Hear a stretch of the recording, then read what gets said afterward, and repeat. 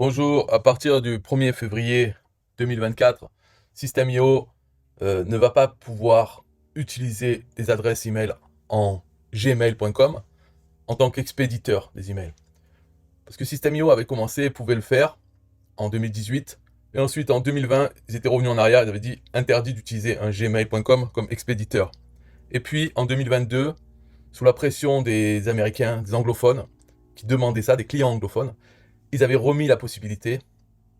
Et maintenant, en 2024, il l'enlève. Mais autant avant, c'était des petits problèmes techniques, qui fait qu'il avait enlevé et remis quand ils avaient résolu leurs problèmes techniques, autant maintenant, en 2024, c'est une obligation. Là, il y a Aweber, c'est l'autorépondeur email le plus ancien dans l'industrie, okay, et eux aussi ne peuvent plus le faire. Eux, ils permettaient de le faire depuis des années, des décennies. On pouvait utiliser un gmail.com, ils avaient pas de problème technique avec ça. Mais maintenant, ils arrêtent. Donc ça, c'est l'annonce qu'ils font. Et System.io ont fait la même annonce que aux clients qui utilisent un Gmail. Moi, j'ai pas reçu l'email, mais d'autres euh, clients de System.io l'ont reçu. Là, pour Aweber, j'ai reçu ça. Donc, ils disent maintenant... Et il n'y a pas que le Gmail, il y a Yahoo aussi.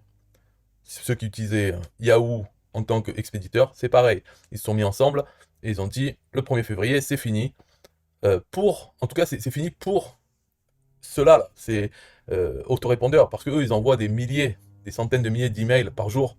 Donc eux, c'est bon, déjà, ils ont des règles plus strictes encore que des gens qui pourraient essayer d'envoyer leur email en tant que Gmail, en expéditeur, avec d'autres outils où ils envoient moins que 5000 emails par jour à des récipients, des destinataires en Gmail, bien sûr. Ça concerne que les gens qui reçoivent, qui sont sur Gmail.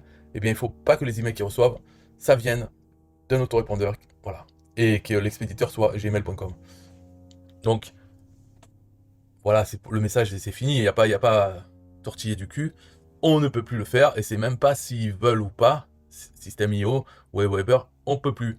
Donc maintenant, c'est uniquement des adresses avec un nom de domaine, c'est-à-dire prendre un nom de domaine et faire une adresse. L'adresse qu'on utilise en expéditeur, ça pourrait être toto@monnomdedomaine.com, mais cette adresse toto@monemail.com peut être une simple redirection vers un compte Gmail. Donc si quelqu'un répond à nos emails qui viennent de Toto, eh bien on va les recevoir dans notre Gmail, parce que le Toto, c'est une redirection vers notre Gmail. Mais il ne faut pas qu'il y ait notre Gmail dans l'expéditeur. Il faut que l'expéditeur, ce soit Toto. Voilà, c'est pas compliqué. De toute façon, il fallait le faire même avant. Même quand c'était encore autorisé d'utiliser un Gmail, il vaut mieux avoir son nom de domaine.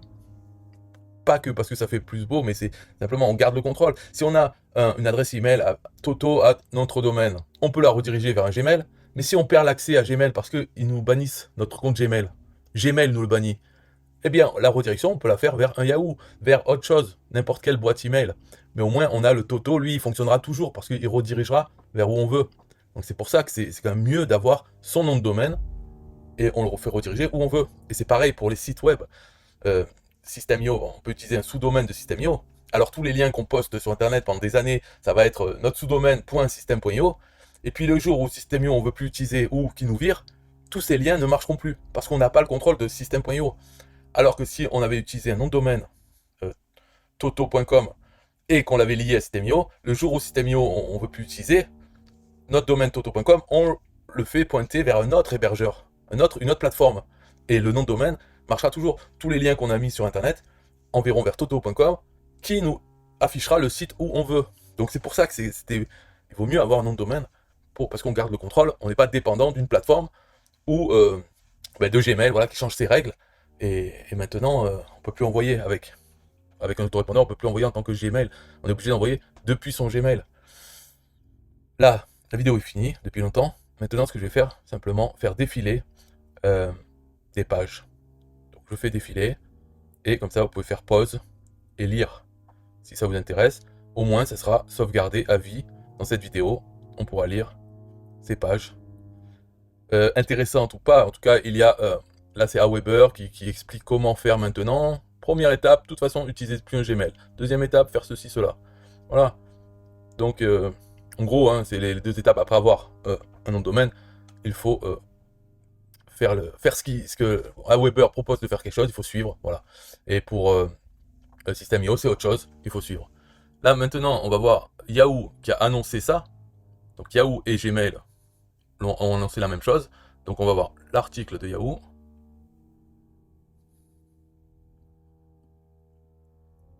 Eux, ils demandent hein, qu'on fasse avec tout. Hein. SPF, TKIM et des marques. Alors, bien sûr, toutes ces choses, on ne devrait pas s'y intéresser, mais on est un peu obligé de comprendre. Mais c'est surtout les autorépondeurs qui vont devoir simplifier, faire des tutos pour expliquer ça. Et là, c'est l'annonce par Gmail. Donc la même que Yahoo. Après, ils ont aussi des règles pour les autorépondeurs à ne pas dépasser en termes de spam. Et franchement, c'est pas beaucoup. Il ne faut pas dépasser 0,1% de spam. Ça, c'est sur tous leurs clients. Hein. Et surtout, jamais dépasser 0,3. Parce que là, ils auront des problèmes. 0,1, ce sera pas bon, mais 0,3, gros problème. Là, maintenant, on va voir dans la fac de Gmail, où là, ils détaillent un peu plus ce qu'il faut faire. Parce que celui d'avant, c'était l'annonce. Mais là, c'est maintenant les guidelines. Guidelines, donc les trucs à suivre. Ici, on a les requirements pour tous ceux qui envoient. Voilà. Et là, c'est pour ceux qui envoient plus de 5000 messages. Donc, c'est surtout les autorépondeurs. Même si vous-même vous envoyez, les autorépondeurs, eux, c'est sûr qu'ils envoient plus de 5000. Donc, ils doivent faire tout ça. C'est ici, là, en dessous de 0,10 et surtout pas 0,30. Hein. Voilà. Mais tout ça, c'est eux qui doivent s'en occuper. Et s'il y a des choses à faire du côté des clients, ben, par exemple, changer dans les DNS, il y a des choses à rajouter, eh bien, ils diront. Mais de toute façon, ce n'est plus pour les Gmail, c'est pour les emails professionnels. Voilà, des marques, arc, infrastructure, configuration. Et aussi pour se désinscrire. Maintenant, il faut qu'ils mettent des choses dans l'entête de l'email pour se désinscrire en un seul clic. Pour que dans Gmail et Yahoo, ils puissent mettre dans leur interface un bouton toujours le même pour se désinscrire. Il n'y aura même plus besoin d'utiliser le lien en bas de l'email. Avec après, une fois qu'on clique, on arrive sur l'interface de l'autorépondeur, tout ça c'est fini. Il faut qu'il y ait une façon très simple à disposition. Et donc Gmail mettront dans leur interface un bouton pour se désinscrire en un clic. Il n'y a pas à confirmer ou pas. Voilà, après ils ont des guidelines, des recommandations quand ils envoient. Et ce qu'ils ne doivent pas envoyer. Donc, tu vois, éviter d'envoyer différents types de contenus dans le même message. Mais ça c'est des choses, on peut les lire pour nous-mêmes aussi. Mais bien sûr, c'est à destination des autorépondeurs, mais ils vont pas pouvoir trop le faire, ils vont pouvoir faire des articles. Mais ne pas mélanger plusieurs choses. Par exemple, ne mettez pas des pubs, des promotions dans les messages de transaction. Par exemple, quand on vient d'acheter quelque chose, dans le message qui nous dit, voilà, vous avez bien, voici votre facture, ou quelque chose comme ça, il ne faudrait pas que dedans, il y ait aussi de la promotion pour d'autres produits. Parce que sinon, ils risquent d'être considérés comme spam, et donc les emails de transaction ne vont pas être reçus de façon sûre. Après, donc d'autres choses, voilà, ça, en gros, ça, c'est pourquoi la raison pour laquelle ils ne peuvent plus faire gmail.com, parce qu'il ne faut plus envoyer sans avoir la permission, c'est-à-dire sans avoir pu éditer le DNS du nom de domaine. Il ne faut plus envoyer ces spoofings, et donc c'est pour ça que c'est mort avec les Gmail et Yahoo. Voilà, n'achetez pas des emails adresses d'autres sociétés. Mais ça c'est une recommandation, mais bien sûr, c'est tentant de prendre des adresses. Mais là, on voit que ça va pénaliser ceux qui envoient les emails, mais avant ça, pour nous, on va être pénalisé par les autorépondeurs. On a acheté des adresses email, ça sert à rien quand on va vouloir les importer. Hein, même si on ment, on dit oui, ils ont dit d'accord, donc la liste est prise. Quand on envoie le message, c'est à peine un peu trop de gens qui cliquent sur spam ou autre, paf, l'autorépondeur va revenir vers nous et nous virer notre compte ou nous bloquer. Donc c'est pour ça que les listes d'emails, même si c'est tentant, il ne faut pas le faire. Il vaut mieux faire que les gens laissent leur email. C'est déjà assez dangereux. Même les gens mettent leur email, ils peuvent quand même cliquer sur spam après. Mais alors si on achète des listes, c'est obligatoire. C'est simplement les probabilités. Voilà. Et puis comme c'est si petit, il suffit de quelques dizaines de personnes sur 1000 qui le fassent et ça y est, c'est mort. Et ça arrivera obligatoirement. Il y a toujours une dizaine de personnes sur 1000 qui vont cliquer le bouton spam. Voilà. Ou même ça sera repéré carrément par Gmail, les gens n'ont même pas besoin de cliquer, que déjà, bam, ça sera du spam, et donc l'autorépondeur reviendra vers nous pour nous dire qu'on est viré ou quelque chose. Une punition en tout cas. Au final, on avait pensé des sous pour acheter des adresses email qui servent à rien. Alors, n'envoyez pas de messages à des gens qui n'ont pas demandé à recevoir des messages de vous. Donc, d'accord. Alors, évitez les formulaires d'opt-in qui sont validés par défaut et qui ajoutent automatiquement les utilisateurs. Ouais.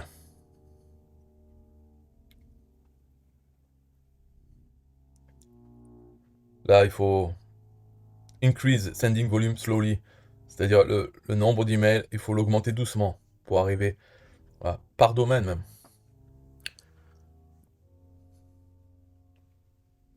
Voilà, bon, je continue hein, à faire défiler. Vous pourrez lire, ça vous intéresse. Moi, je lirai. C'est toujours intéressant de lire, même si on n'a pas trop de contrôle dessus, mais au moins savoir ce qui se passe. C'est une nouveauté, ça, hein, depuis le 1er février 2024. Alors, qu'est-ce qu'il dit là? Affiliate marketing, ça quand même. Les programmes d'affiliate marketing offrent des primes aux sociétés, aux individus qui envoient des visiteurs vers votre site web. Par contre, les spammers peuvent abuser de ces programmes. Si votre marque est associée avec du spam, d'autres messages envoyés par vous peuvent être marqués comme spam. Ok, bon. Ça, c'est pas nouveau non plus. Là, il y a Postmaster Tool. Vous pouvez utiliser Postmaster Tools pour avoir des informations à propos de l'email que vous envoyez aux utilisateurs de Gmail, par exemple. Donc, on peut copier-coller un email et avoir des informations sur comment il sera considéré, peut-être. Donc, c'est quelque chose à aller voir, Postmaster Tools. On peut voir le spam rate de notre nom de domaine. Donc, ça, c'est un truc à aller voir pour se faire peur. Moi, si je mets le mien, mon adresse email, lesfameusesvidéos.com, ça fait plus de 10 ans que j'envoie plein d'emails de partout. J'ai peur de voir son résultat. Voilà. Et c'est la fin. Bye bye.